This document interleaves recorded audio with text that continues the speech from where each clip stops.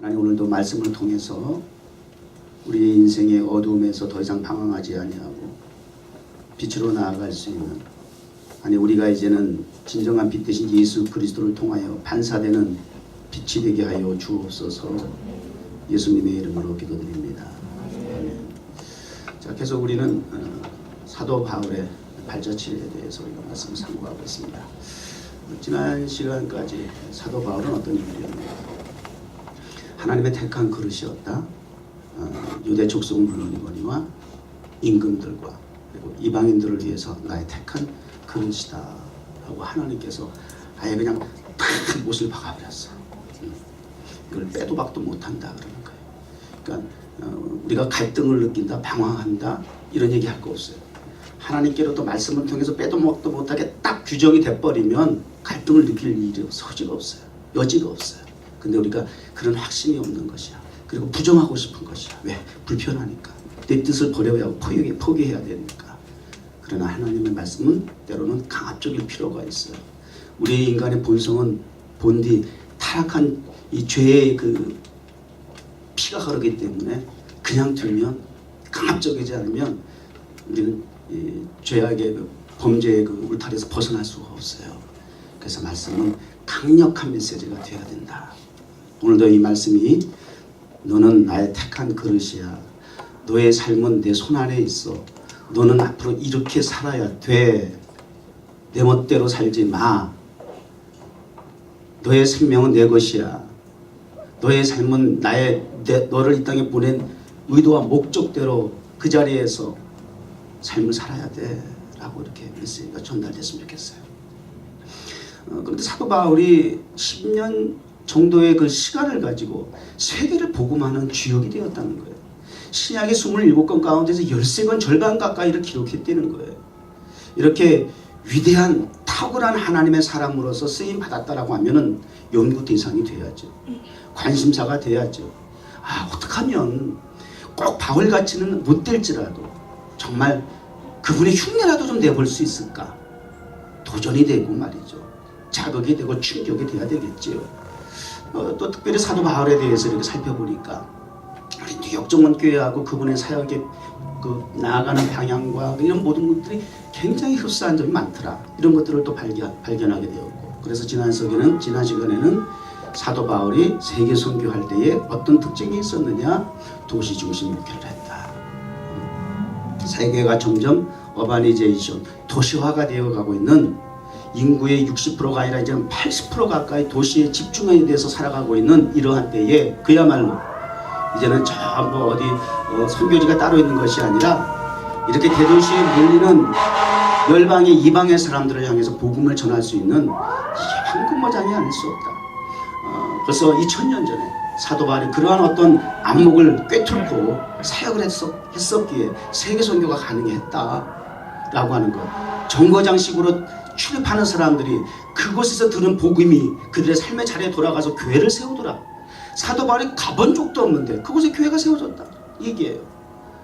그 대도시에 흘러가는 과정 속에서 정거장같이 지나가는 유동인구들이 많은 곳이지만 그곳에 단발적으로 전파되고 선포되어진 들려진 말씀인데 그 사람들이 심령을 움직여서 그곳의 삶의 현장에 가서 교회를 세우더라는 거예요.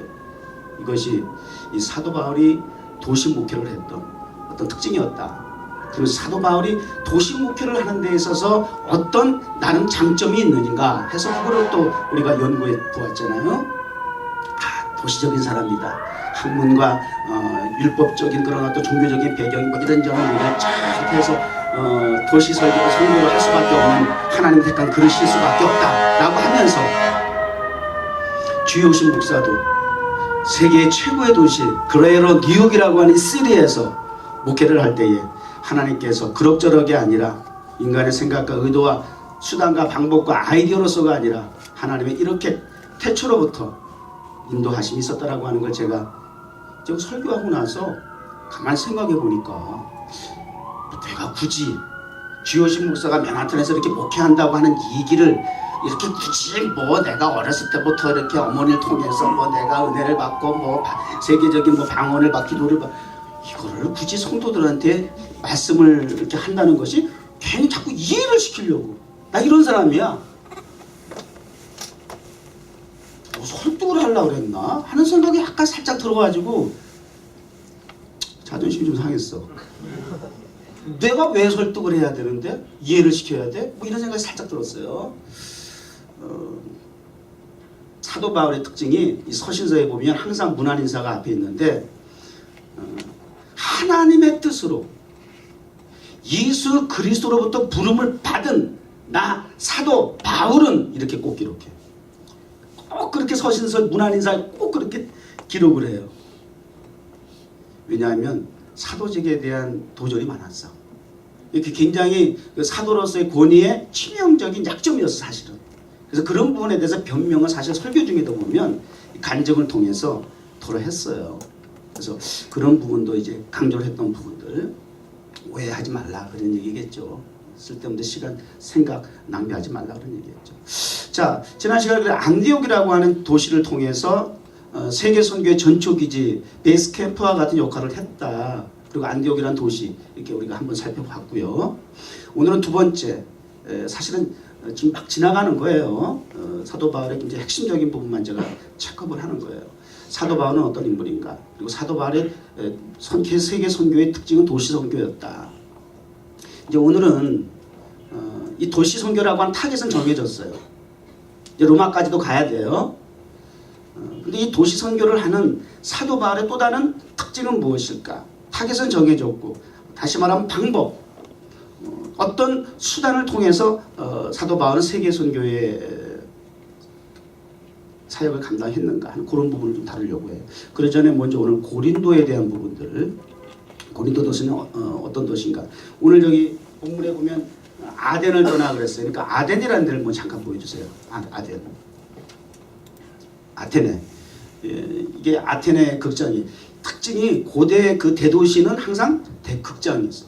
야외 극장이, 원형 극장이 있어요. 이 항상 메트로폴리탄 안에 있는 극장이에요.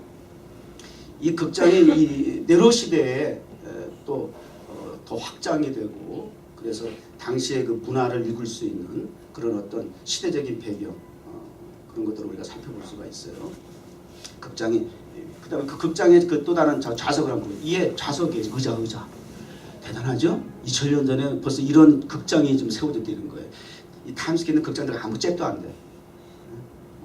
하여튼 최고의 그 문화를 자랑하는 그런 시대적인 도시적인 그런 배경을 가지고 있다고 하는 것. 그 다음에 또 뭐가 있을까? 또 이번에 이제 고린도로 넘어가 볼까요? 고린도. 이제 지도를 잠깐 보세요. 아덴에서 고린도로 넘어갔다 그랬죠? 지도가 좀 저렇게 되어 있고요. 그 다음에 고린도 한번 보여주세요. 고린도에 있는 이게 아덴이 신전이라는 데예요. 비너스 신. 그래가지고 여기 그 여제사장들이 한 1000명가량 있게 되는데 사실은 말이 여제사장이지 창녀야 창녀. 강단에서 이렇게 표현해서 좀 그러지만 뭐 어떻게 다른 방법은 난 모르겠는데 뭐라고 얘기해야 되지. 그래서 이 제사를 드린다라고 하는 그 명목하에 거기 들어가서 온갖 난잡한 성행위가 이루어지고 밤이면 또 도시로 스며들어가지고 공개적으로 막 이렇게 타락을 부추기게 되는 그런 어떤 무너졌지만 그 흔적을 보더라도 대단한 위용을 갖추고 있다 이렇게 우리가 볼 수가 있고요. 그 다음에 또 뭐가 있나? 이게 이제 비너스 신의 여신의 그 모습이고 또 넘겨보세요. 이렇게 이제 2차 전도 여행의 그 지도를 잠깐 이렇게 볼 수가 있습니다. 그 다음에 오늘 본문에 나오는 아굴라라고 하는 사람이 본도 출신이라고 그랬는데 본도가 저 어디 위에 있죠. 소아시아 저 꼭대기에 본도라는 데가 있어요. 멀리서 왔어요. 그러나 유대인이에요. 그리고 역시 로마 시민권을 가지고 있어요. 근데 그 로마 정책에 의해서 유대인들을 이렇게 한 군데 모아놓지 않으려고 자꾸 이렇게 흐트러놔요. 이렇게 저렇게 이유를 달고 흐트러 놓고 하는데 일단 저렇게 이제 참고하시고요. 그 다음에 이제 동영상을 하나 볼 거예요. 동영상은 짧게 중간에 제가 이제 끊을 거예요. 다 보게 되면 제가 설교할 필요가 없어. 그래서 짧게 고린도를 소개하는 동영상만 한 2분 정도 보겠습니다.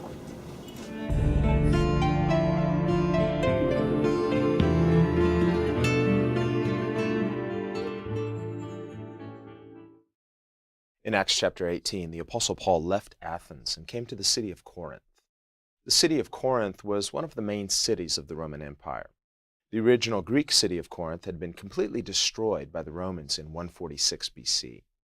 100 years later, Julius Caesar had rebuilt the city and made it a Roman colony.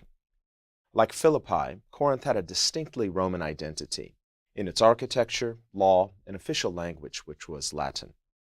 By the 1st century, Greece was divided into 2 provinces, Macedonia in the north, with Thessalonica as its capital, and Achaia in the south, with Corinth as its capital. Corinth was a strategic city, not only due to its importance as the capital of a Roman province, but also due to its control of important trade routes by land and by sea. As a result, Corinth was a very wealthy city. By the time that Paul arrived in the city, Corinth was already becoming the largest and most prosperous city in all of Greece. Sadly, Corinth also had a reputation as a very immoral city. The temple of Aphrodite was located on the top of the Acrocorinth, which was the 1,900-foot mountain that overlooked the city. The 1st century Greek philosopher and historian Strabo writes that the temple of Aphrodite owned more than 1,000 prostitute slaves. The entire city of Corinth was given over to sexual immorality, especially temple prostitution. In ancient Greece, the phrase "to act like a Corinthian" literally meant to practice sexual fornication, while the phrases Corinthian companion and Corinthian girl literally meant a prostitute. Paul comes to this wicked city. He'll end up spending the next year and a half living and ministering here in Corinth. It will end up becoming one of his most powerful and effective places of ministry, and Paul will go on to plant a great church here in Corinth. 이 사람이 설교 다 하면 안 되잖아. 그 고린도에 대해서 이제 정확하게 나왔죠. 이 분위기가 나왔죠. 제가 이제 앞서도 설명도 했지만 고린도 사람 고린디아 마조이 이런 표현이 있대요. 고린도 사람이라는 표현인데 고린디아 마조이 그러면 그게 성적 타락을 동요와 같은 그렇게 좀 전에 설명하죠. 그렇게 얘기하고 있죠. 하나의 좋은 또 사례도 있죠. 소돔마조이 이렇게 하면 소돔 사람들을 얘기하는 거예요. 그러면 성적 타락을 상징하는 동의어와 같은 거예요. 소돔마조이, 고린도마조이 이렇게 이런 식인 거예요. 그만큼 이 대도시의 특징은 사람이 많이 모이고 물자와 물량과 그리고 문명의 혜택을 받을 수 있는 유리한 점도 있지만 그만큼 타락을 부추기는 죄악의 온상이 되고 이 타락을 부추기는 그러한 주변 환경으로 말미암아 사람들이 오염되고 살아가야 하는 그런 죄악이 관용한 것이다. 이것이 또 특징이라고 우리가 볼 수가 있습니다. 그런데 이런 곳에 복음을 전한다는 것이에요. 이런 곳에. 자, 오늘 이제 제가 말씀을 드리려고 하는 부분은 사역적인 면에서 타겟은 도시로 정해졌어요. 이런 곳이에요. 이런 곳에서 사역을 하는 사도 바울은 그 사역의 내용적으로 들어가 봤을 때 어떤 특징이 있느냐. 과연 수단은 도구는 어떤 것을 통해서 이러한 일들을 엄청난 시도를 할 수 있었느냐 하는 그런 부분이에요. 제가 매년 3년만 되면 타던 자동차를 리스기 때문에 바꿔요. 그래서 얼마 전에 또 3년 돼서 또 차를 바꿨어요. 제가 근데 어떤 차를 타고 싶다고 얼마 전에 제가 한번 보여줬죠? 한번 보여주세요.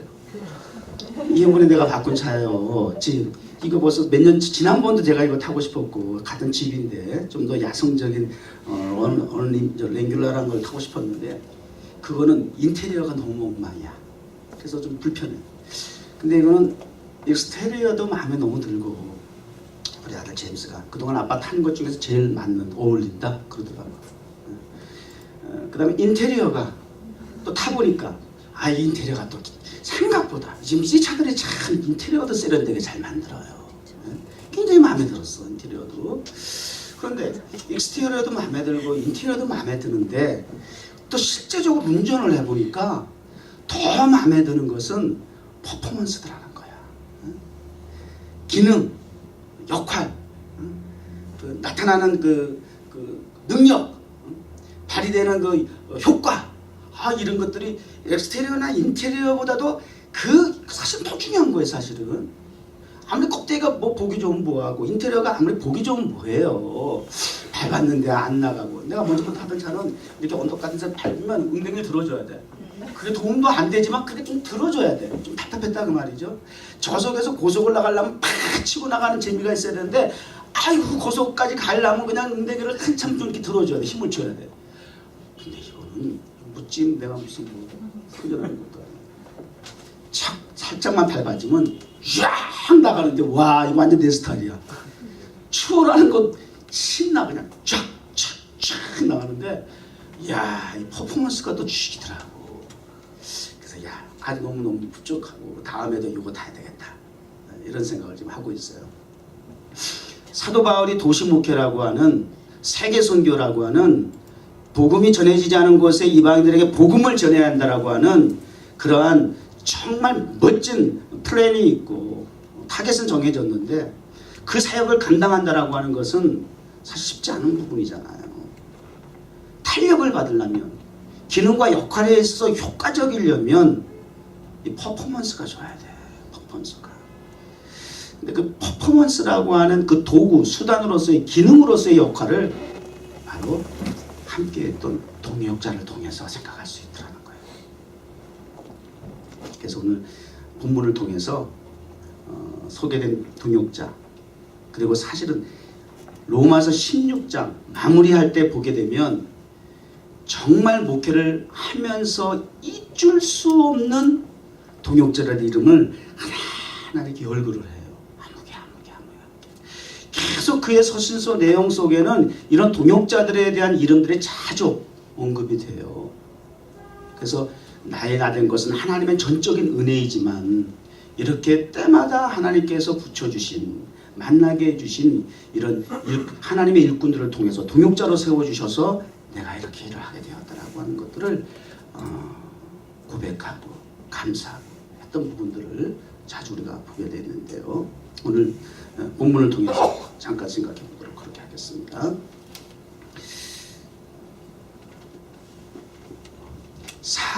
바울이 아덴을 떠나 고린도에 이르러 자 이제 고린도에 이르렀습니다. 아덴에서 굉장히 선교가 복음 전하는 일이 쉽지가 않았어요. 거기 그냥 그 논쟁은 많이 했어. 하도 거기는 그리스 헬라 문화가 있는 곳이기 때문에 필로소피 철학의 본고장이기 때문에 이 사상가들이 많다 보니까 자주 이렇게 논쟁할 일이 많았어요. 그 상당히 피곤한 거예요. 그래서 굉장히 많이 심적으로도 지쳐 있는 상황이었어요. 아덴을 떠나서 고린도에 이르러 아굴레라는 본도에서 난 유대인 한 사람을 만나니 아까 본도라는 데 봤죠. 사도 바울하고 이제 어떻게 보면 공통점이에요. 서로 지역은 다르지만 디아스포라 흩어진 유대인들이 고린도에서 만난 거예요. 조언하게. 글라우디오 황제가 모든 유대인을 명하여 로마에서 떠나라 한 고로 그가 그 안에 브리스길라와 함께 이달리아로부터 새로 온지라. 그러니까 추방이 된 거야. 로마 쪽에 살았던가. 그러니까 굉장히 그 자기의 삶의 그 좋은 환경 속에서 미래를 계획하고 살아갈 수 있는 그런 여건이었는데 흩어놓은 거예요. 자꾸 안정될 만하면 흩어버리고 안정되면 흩어버리고 말이죠. 정책적으로. 그러다 이제 고린도에 오게 됐다는 거죠. 근데 결과적으로 인간적으로는 그 삶의 그동안의 그 토전을 하루아침에 그냥 포기하고 떠난다는 게 그 쉬운 거 아니잖아요. 한국에서 여기 이민 오는 게 쉬운 거 아니고 여기서 다시 영기 이민 간다는 것도 쉬운 것도 아니고 그래서 아브라함이 나이 75세가 돼가지고 갈 바를 모르고 하나님의 인도하심을 받아 아비 본토 친척의 집을 떠나야 한다라고 하는 것 이게 보통 결단이 아니고는 있을 수가 없어요. 이러한 그 불합리하고 그리고 불행한 것 같은 그런 사건 속에 하나님의 숨은 배후가 있어요. 배경이 있고 의도가 있고 뜻이 있더라는 거예요. 그래서 고린도에서 바울을 만나는 거지. 여러분 어떤 이유에서 한국을 떠나 뉴욕에 왔던지 간에 결과적으로는 이 자리에 앉아있는 이상 뉴욕 정원교회에 하나님께서 보내시려고 주요신 목사와 공동체로서 하나님의 일을 하게 하시기 위한 배후가 있었다. 그 말씀을 들으면 적용해. 남 얘기처럼 듣지 말고 내 얘기로 적용을 해. 적용을 바로바로 적용해. 또 어떤 참 바보는 이건 누가 들어야 돼. 저건 누가 맨날 누가 들어야 되는데 또 그러고 앉아있는 사람들도 있어요. 자기에게 적용하세요. 자기에게 적용하세요. 아 이래서 하나님께서 나를 이런 이웃가들에게 보내주셨구나. 정원교회에 충성하라고 일꾼으로 삼아주시려고 목사님을 협력하고 도우라고. 보세요. 또 다른 공통점이 있는데 3절 보니까 생업이 같음으로 그랬어요. 바울도 그 다음에 아굴라도 생명부지의 사람이에요. 단 유대인이라는 공통점이 있고 디아스포라라고 하는 그런 공통점이 있어요.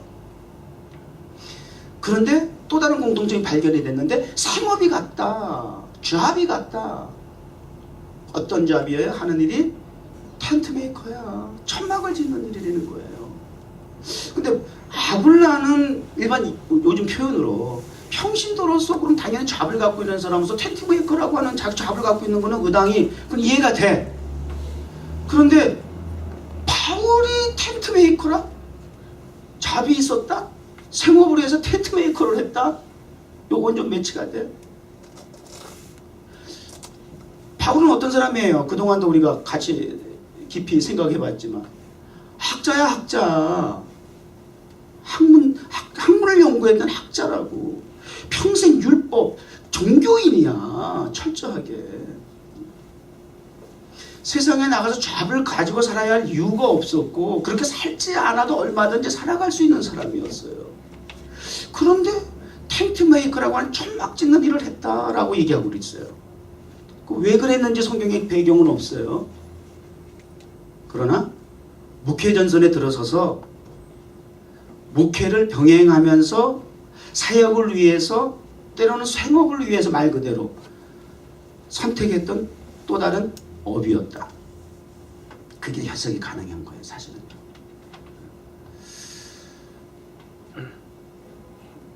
목사가 한국에 목회할 때는 잡을 가지면 그거는 그 목회자가 그 뭐라 그래, 믿음이 약한 사람이야.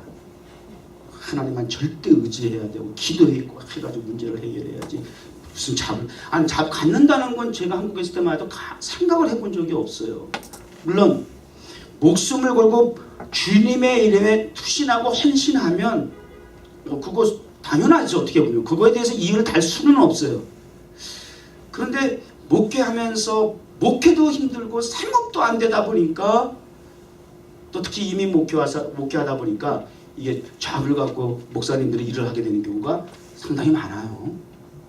그래서 저도 호주 첫 이민 갔을 때 가자마자 막 그냥 어떡하겠어요. 그래서 목회자인데 한국에서 상상도 못했는데 가서 거기서 청소부터 시작해서 막 업을 가지고 일을 하기 시작했어요. 교회에서 온전히 사례비가 보조가 되지 못하니까 파타임으로 하면서 업을 가지고 하게 됐는데, 근데 좋다 나쁘다의 문제는 아니에요. 근데 한번 생각해 볼 수는 있는 부분이 있어요. 최근에 우리 뉴욕에 어느 모임이 하나 구성이 됐는데 그 모임이 어떤 모임인가 봤더니 어느 교회 목사님이 그분은 사업을 하다가 이제 연세가 많으셔가지고 이제 목회하시는 거예요. 말년에 목회를 하시는데 워낙에 돈이 많으셨어. 그래도 교회도 막 사가지고 그리고 그러니까 교인이 또 뭐 이래 이게 요즘 목회가 모르겠어요. 이게 뭐 좋다 나쁘다 얘기하는 거 아니에요. 건물도 세워놓고 막 그러니까 교인도 모이고 뭐 할아버지 목사님이 돈은 많고 그러니까 이제 목회하기 힘들어 생계가 어려운 목회자들 와라. 그래가지고 매달 200불씩 후원해 주겠다. 그래가지고 매달 목사님 뉴욕의 목사님들 50여 명이 그 교회에 모인다는 거예요. 그래서 200불씩 받아간다는 거예요. 한 50여 명이 된대요. 근데 그게 참 의롭게 보일 수도 있는데 매달 목사님이 거기 가서 줄 서서 받아온다는 그 얘기는 너무 웃긴 거야. 조금 꼭 그렇게 전달을 해야 할까. 그리고 또 더욱 가슴이 아프고 답답하고 또 화까지 나는 것은 정말 없는 사람에게 200불은 큰 거 맞죠. 그런데 목회에 대해서 제가 들여다본 건 아니지만 정치판에 가면 목소리 높이는 사람들이 거기 줄 서 있더라는 거야. 거기에는 내가 동의할 수가 없다는 생각이 들었어요. 그건 아니지 않느냐. 야, 이건 목사로서 이게 자존감이 내가 직접 혜택을 받는 건 아니지만 아주 자존감이 막 이렇게 상하더라고. 그럼 뭐 하는 짓일까? 제가 88년도에 결혼하던 해에 어머니 유언으로 제가 교회를 처음 개척해서 시작했어요. 부천에서. 또 형제들이 이제 목회를 하게 되니까 도와주겠다고 해서 성경헌도 보내주고. 근데 다른 형제보다도 제일 헌금을 많이 하는 형님에게 매달 한 번씩 꼭 그 회사에 가서 제가 성경을 받아와야 돼. 근데 그 어린 나이인데, 나이 30밖에 안 된 어린 나이지만 매달 가가지고 형님한테 가서 사무실 직원들 쫙 있는데 가서 돈 받아내기 참 쪽팔렸어, 사실은 인간적으로. 근데 형님한테 갔더니 형님이 나 바쁘니까 형수님한테 가서 달라고 그래 이러는 거야. 근데 이 형님한테 받는 거하고 형수한테 받는 게 또 달라. 거기서 제가 빡 까버렸어. 그러고 뛰쳐나가가지고 바로 산에 가서 20일 금식을 제가 한 거야. 첫 번째 장기 금식이 그게 그거야. 성질이 못 돼가지고 한 거야. 그러니까 내가 감동되고 은혜롭게 시작한 게 아니야. 성질이 못 돼가지고 한 거야. 안 받아. 그리고 그냥 산에 올라간 거야. 그랬더니 뭐 오해다 어쩐다 그러고 막 내려와라 막 그러는데 뭐 무슨 금식기도 하러 오는 사람 그렇다고 뭐 내려갑니까? 20일 다 채우고. 그 이민 목회하면서도 그러다 보니까 이제 좀 악바리가 됐다 그럴까? 이게 너무 사람이 금수저란 말 하지, 금수저. 금수저로 태어나게 되면 이 사람이 의존적인 사람이 될 수 있어요. 그러면 자립이 독립이 안 될 수 있잖아요. 성경에 좋은 예가 있어요. 요셉이 금수저 가지고 태어난 사람이야. 그런데 하나님께서 그냥 두지 않죠. 하나님의 사람으로 하나님의 일꾼으로 쓰시려면 그거 가지고는 안 돼. 확 야전으로 보내버리시는 거야. 감옥에도 집어넣고 노예 생활도 시키고 말이죠. 야전에 확 던져버리는 거야. 그래가 사람 만들어서 하나님 쓰시더라니까. 그래서 그런가 저도 그냥 사실은 뭐 가난한 목회자이긴 하지만 그래도 어렸을 때부터 신앙생활을 온실에서 한 것 같이 이렇게 별 탈 없이 잘 자라왔는데 그냥 목회를 하게 되니까 그냥 하나님께서 야전에 막 던지기 시작하시는데 이제 그러다 보니까 이제 막 인간적인 어떤 건 자존감, 도끼 이런 것들이 발생하면서 안 해본 게 없다고 제가 얘기를 했죠. 이미 목회에서 안 해본 잡이 없다고 제가 얘기를 드렸어요. 우리 사모님은 그런 걸 자랑이라고 얘기하세요. 그런데 자랑도 물론 아니지만 부끄러운 것도 아니잖아. 사실 공개적으로 제가 얘기를 해요. 뉴욕 정원교회 담임 목사 지금도 세컨잡, 투잡 뛰고 있어요. 몰랐지? 아는 사람은 알겠지만 그것도 우리 선교를 위해서 돕는 우리 조카 그 학원에 내가 그냥 도움 받는 것만도 너무 미안하다. 내가 너희들 위해서 좀 해줄 게 없을까? 하다가 그 학원 가서 청소를 하기 시작해. 내가 잘하는 거 하나 있어. 호주 때부터 부전공을 했던 게 하나 있어. 청소야. 내가 너희 학원 청소해 줄게. 그래서 예배 마치면 2시간씩 가서 매 주일마다 제가 오후에 투잡 뛰어 2시간씩 가서 베큐um 베고 청소해줘. 그랬더니 용돈 주더라고. 그런데 우리 사모님도 얼마 전까지 일했잖아. 평생을 일했어요. 그리고 지금 둘이 같이 뛰는 거야. 거기 가서. 근데 이런 얘기 뭐 여러분들한테 생생된다고 해서 뭐 도움될 일도 없잖아. 그렇다고 목사님 그러면 안 되죠. 그러고 내놓을 사람 하나도 없잖아. 뭐 하면 뭐 하겠어. 그러나 그런 거에 대해서 뭐 부끄러워할 일도 아니고 자랑할 일도 아니지만 그러나 나 스스로는 그렇게 해서라도 내 생업과 직결될 정도는 아니지만 그렇게 벌어서라도 내가 목사님들 모일 때 차를 대접할 수 있고 식사라도 대접할 수 있는 난 그게 너무 재밌는 거야. 어디 가서 나는 잊어먹지 않는 충격적인 말이 있어. 어느 집사님이 그러는 거야.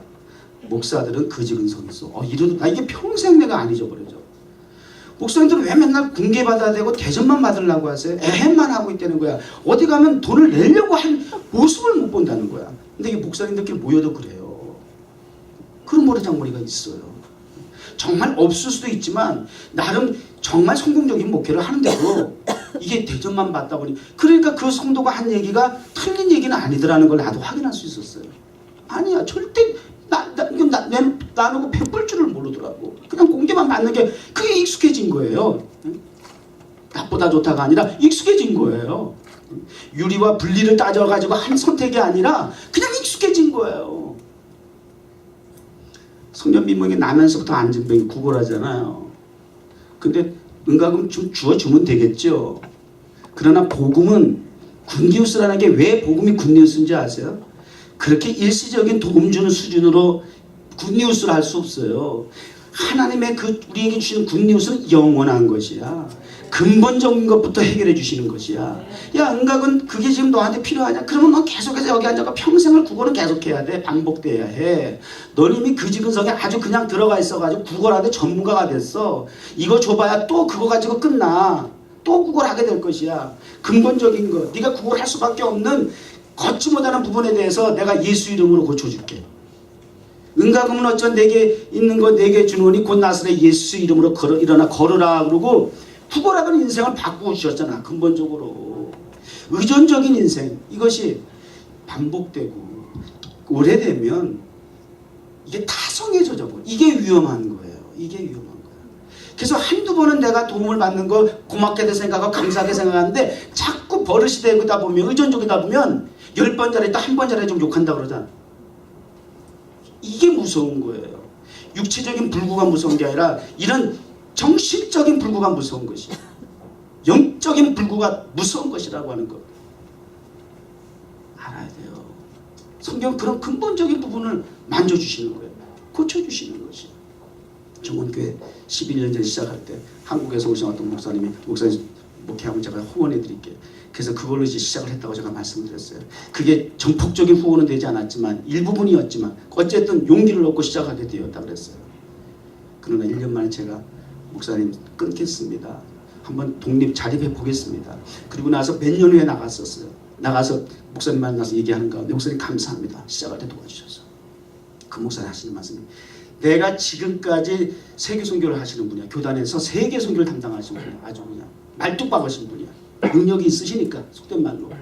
그래가지고 그분 사무실에 가면 항상 선교사님들 와서 줄을 서 그 소파에 앉아 계시고 내가 그렇게 선교를 많이 하고 후원도 많이 하지만 주목사같이 스스로 끊는 사람은 처음 봤어. 아무리 줘도 끝이 없대. 끝이 없대. 그래서 아무개는 내가 끊어야 되겠어. 잘라야 되겠어.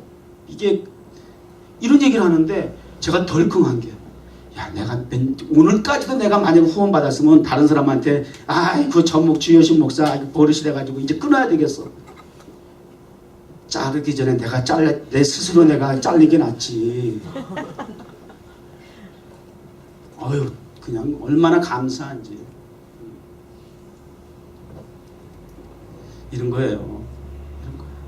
근데 그게 나쁘다고 할 수 없잖아요. 타성에 젖으면, 의존적이 되다 보면 이렇게 사람이 나약해질 수밖에 없어요. 둘 중에 하나 하면 돼요. 하나님 앞에 목숨을 걸든지 아니면 합리적으로 또 내가 할 수 있는 최선의 일들을 찾아보든지. 사도 바울은 굉장히 이성적이고 합리적이었어요. 그런데 하나님은 항상 그런 동기와 중심을 보신다 그 말이에요. 그래서 하나님께서 됐다. 그러면 하나님께서 인정을 해주시면 그 뒤로 계속해서 생업을 해서 사역을 했다는 얘기는 없어요. 출발은 그렇게 했지만 그 뒤로는 디도나 디모데를 통해서 각 교회들을 통해서 후원금이 왔어요. 후원금이. 계속 후원금이 왔어요. 그래서 그런 부분도 언급을 해요. 올 때 준비되는 헌금을 가져올 때 뭐 이런 얘기들이 많이 나와요. 때가 되니까 하나님께서 필요한 부분들을 이렇게 골고루 사람들을 통해서 채워주시더라는 거죠. 뉴욕 정원교회가 꿈도 야무져. 아니 타임스퀘어 극장을 성전으로 봉헌한다고 쥐뿔도 없으면서 뭐 11년간 지금이나 가진 거 없는 거 마찬가지야. 그냥 여러 번 머릿수만 좀 조금 더 는 것뿐이야. 근데 비전은 엄청나. 엑스테리어는 멋있는 거 준비해놨어. 인테리어도 뭐 들어가면 너무 좋아. 근데 여기든 거기든 더 중요한 것은 하나님께서는 기대하시는 것은 퍼포먼스야. 어떻게 할 건데 어떤 효과와 효력을 발생시킬 건데 도구는 누가 돼야 돼요? 그 퍼포먼스에 뉴욕 정원교회 나갈 비전을 향한 그 사역의 퍼포먼스의 주인공은 저와 여러분이 돼야죠.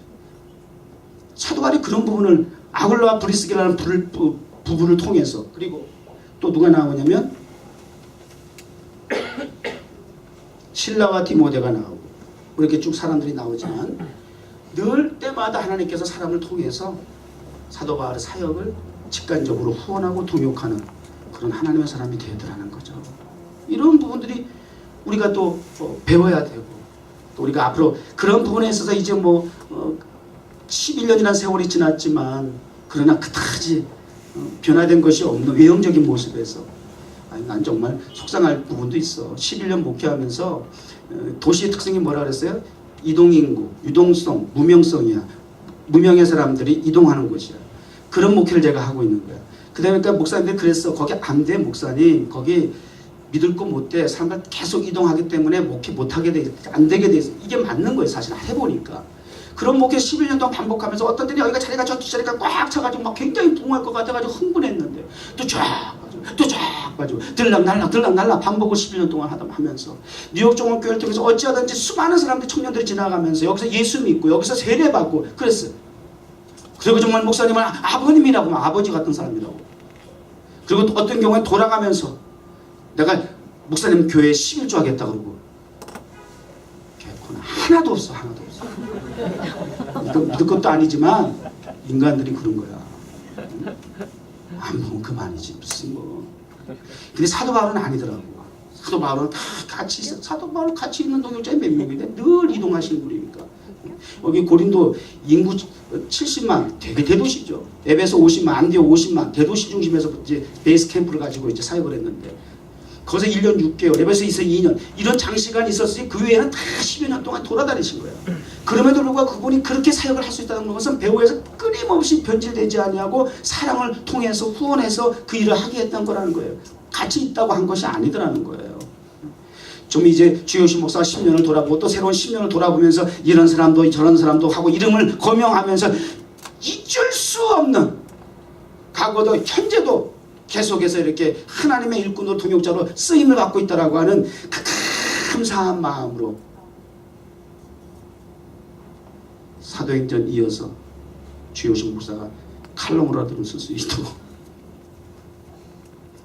언급이 될 수 있는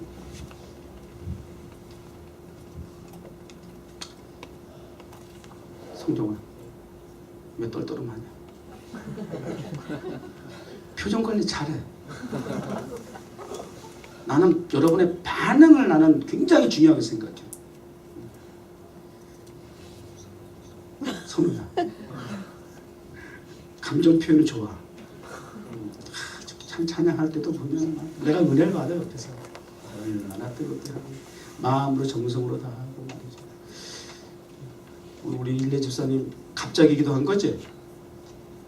그제 갑자기 기도한 거죠. 아침에 우리 소영 이사가 너무 아프다고 목사님 제가 오늘 기도 못할 것 같아요. 그래도 한국 사람이 넘어간 줄 알았더니 일례 집사가 했네. 그러니까 평소에는 이렇게 잘 준비해서 토요일날 논문을 적어가지고 나와서 기도하는데 오늘은 갑자기 해가지고 원고 없이 하더라고. 잘 준비된 건 필요해. 그래서 교과서적으로 무엇을 전달해야 할지를 준비된 거는 굉장히 그런 의미에서 전달은 잘 돼. 근데 한 가지 약점이 있어. 가슴으로 오고 가는데 약간 타치감이 비슷해. 근데 오늘은 원고 없이 하게 되니까 가슴이 막 전달되는 거야. 가슴이. 좋다 나쁘다 얘기하는 게 아니에요. 이것도 좋고 저것도 좋아요. 그러나 기도의 제목을 전달하는 것만큼 우리가 영적으로 교감이 이루어지는 것.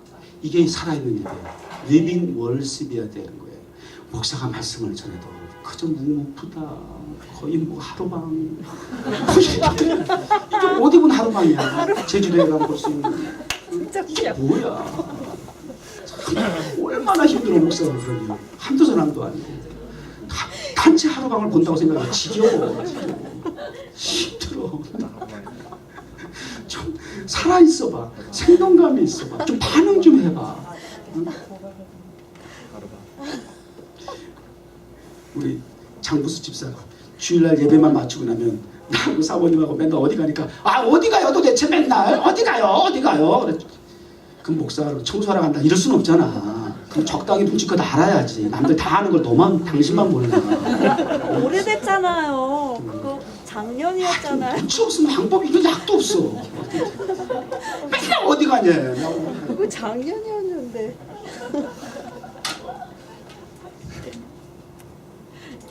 뉴욕 종합교회는 세 가지 사람을 저는 기도하고 있어요. 세 가지 유형의 교인을. 하나는 본성도예요. 본성도.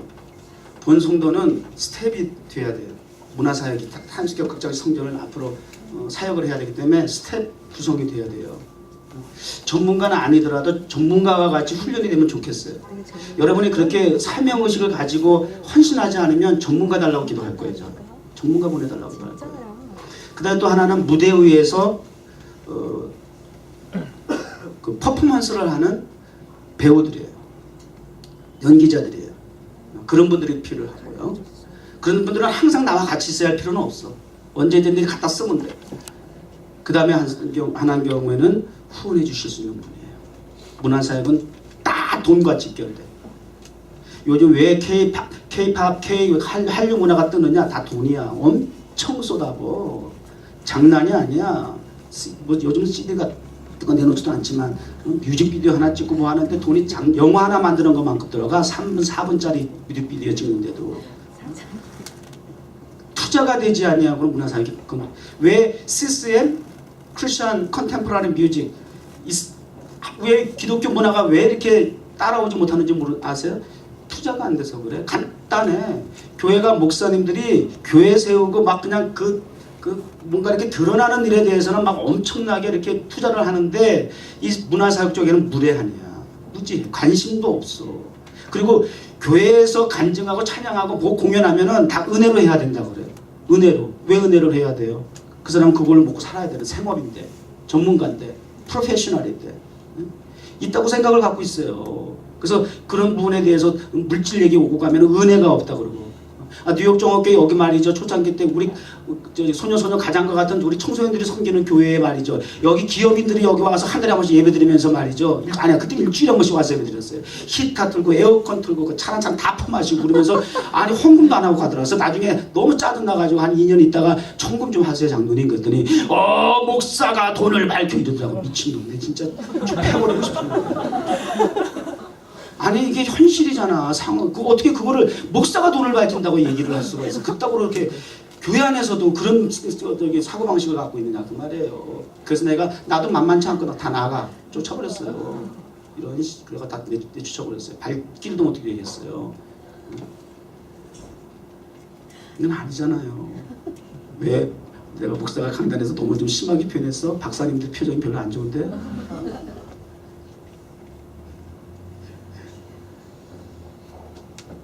이렇게 세 가지 유형의 교인들이 앞으로 뉴욕 정원교회 주요신 목사 목회에 저 기도해요. 저 기도하고 있어요. 때로는 어떨 땐 그래. 하나님 문화사역 한다는데 어떻게 문자 들어간 사람은 한 사람도 없습니까? 그것도 기적인 거야. 너무 이상해요. 아니 세상에 어쩜 그렇게 전문가들은 하나도 없을까? 나 이 부분에 대해서 굉장히 하나님 앞에 정말 허심탄회하게 기도한 적도 있어. 정말 뭔 좋아합니까? 특이한 현상입니다. 타임스께서 4년, 5년 가까이 지금 예배를 드리는데 좀 노래해주는 사람 나와주면 좋잖아. 한 사람이라도. 전문가까지는 아니라도 좀 숙련된 사람이 좀 나와주면 좋잖아. 이야 정말 쌤이 선우 정말 기가 막힌 하모니를 주는 사람들이 멤버가 돼가지고 응? 이야 우리가 부르면서 정말 기적이라는 걸 알지. 그럼에도 불구하고 세계 열방의 사람들이 감동을 받는 거야. 나 놀랬어. 이게 하나님이 하시는 일이라 못하겠어요. 단 때가 되면 필요한 사람 공급하신다. 붙여주신다. 준비해라. 계속 목사님 위해서 기도합니다. 여러분 목사는 나는 이런 사명을 가졌어라고 지난주에 설교를 했어요. 이제는 여러분 스스로 한번 생각해 보세요. 그렇다면 뉴욕 정원교회 주요신 목사 목회 비전과 사역이 이렇다면 과연 나는 거기에서 부합한 사람일까? 목사는 난 이렇게 해야만 해. 목숨 걸었어라고 얘기했는데 그런 반면에 그 교회 공동체되는 그리고 그 목사의 동역자 역할을 해야 될 여러분이 관심이 없고 아닌 것 같고 흐리멍텅하게 되게 되면 한번 고민해 보세요. 저하고 꼭 함께 해야 된다라고 저는 얘기하고 싶지 않아요. 그 사역에 대해서 비전에 대해서 공감이 되고 공유가 되고 그 일에 대해서 내가 일말의 사역에 도움이 되겠다라고 하는 어떤 믿음이 있고 의지가 있고 소명감이 있으면 지금의 형편과 사정과 관계없이 함께 갈 수 있지만 굉장히 부딪혀 불편해. 목사님 왜 저런 설교하지? 왜 저렇게 자꾸 저런 얘기하지? 왜 목사님이 저런 소리 할까? 뭐 교회가 왜 그래야 되지? 라고 하는 의구심이 반복이 된다면 깊이 생각해 보세요. 빨리 정리하는 게 좋아. 자기 사명과 가야 할 방향과 합당한 교회도 있어. 없지는 않아. 그래서 그런 부분에 대해서 목사가 굉장히 고민하고 많이 기도해요. 하나님, 많든 적든 정말 목숨을 걸고 함께 올인할 수 있는 그런 하나님의 사람들과 더불어서 사도갈과 같이 도시 목회를 하게 해주세요. 선교 목회 열방을 향해서 도시를 정복하는 목회하게 해주시옵소서. 기도해 보세요. 그래서 이런 말씀을 통해서 한번 돌아보는 거예요. 목회자는 목회자도, 성도는 성도로서, 우리 그 교회의 그 공동체로서 앞으로 나가야 할 그런 목표의식과 목적의식이 어떤가 하는 것들을 한번 돌아보는 그런 시간이 되었으면 좋겠다 싶어서 당분간 이 사도 바울을 통해서 도시 선교, 도시를 정복하라는 부제와 함께 말씀을 계속 나누도록 그렇게 하겠습니다. 기도하겠습니다. 하나님 아버지 감사합니다. 사도 바울의 도시를 정복해야 하는 목회는 곧 세상을 정복해야 하는 목회이기에 정말 성경적이고 정말 하나님께서 기뻐하시는 뜻이었습니다. 또 그렇게 하나님께서 택한 그릇이라고 공인해 주셨습니다. 또 그럴 뿐만 아니라 자신도 나 이런 사람이야 라고 고백하면서 그 목표에 목숨을 걸고 충성했었습니다. 그랬더니 하나님께서 필요한 사람들을 때마다 만나게 해주시고 함께하든 떨어져 있든 동역하게 해주셔서 사도 바울이 되게 해주셨고 사도 바울을 통해서 도시를 정복하고 세계를 정복하는 위대한 하나님의 택한 그릇으로서 쓰임을 받았습니다. 하나님, 잘 살고 못 사는 게 뭡니까? 행복하고 불행한 게 뭡니까? 창조주 하나님께서 나를 이 땅에 보내신 본래의 의도와 목적대로 내가 살아가고 있는가에 달려있는 줄 압니다. 우리 정원교회 그런 만큼 주효신 목사 목회 너무 행복합니다. 감사합니다. 부족함이 없습니다. 다만 함께하는 우리 성도들 믿음과 부르심과 소명과 사명을 확인하고 더불어 함께 나아갈 수 있는 건강한 공동체 되게 하여 주셔서 반드시 세계 중심 대뉴욕 통하여 출입하는 모든 열방에게 복음을 전하는 사명을 잘 감당하게 하여 주옵소서. 예수님의 이름으로 기도드립니다.